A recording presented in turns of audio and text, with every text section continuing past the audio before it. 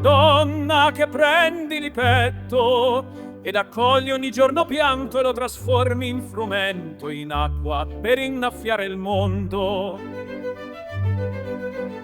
Donna che illumini il lago in superficie e in ogni suo lato, nei più profondi abissi del cielo, nel più clamoroso miracolo umano. Sprigiona vita il tuo seno ed accompagni la strada del tuo uomo. Non ti accontenti di restare al palo, vai oltre il tramonto, oltre il muro, oltre la strada del perdono, oltre i confini dello stesso uomo, e non ti pieghi sotto i raggi del sole. Vai sempre avanti oltre ogni fiume, con la tua grinta a difendere sogni, quelli che fanno attraversare ponti, quelli che danno alle tue mani la forza di affrontare il domani, quelle che riempiono il tuo cuore e cicatrizzano ogni dolore.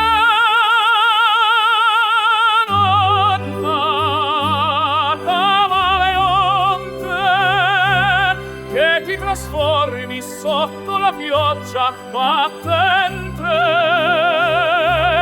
tutti i tuoi volti per una strada splendente infinita, bambina, donna del sempre.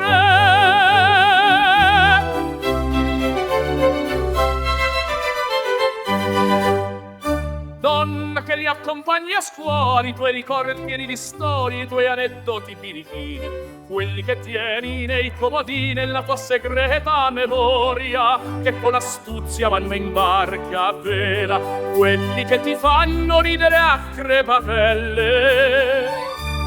Perché chi ride è un piede tra le stelle, di un rossetto con i tacchi a spillo, affronti il mondo e lo fai più bello, al collo lucciole di perle e corallo, e col profumo superi ogni scoglio.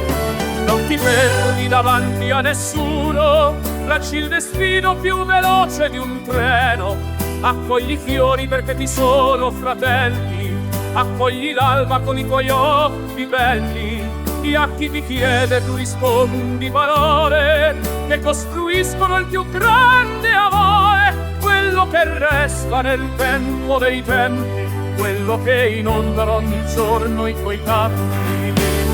Donna camaleonte, che ti trasformi sotto la pioggia battente,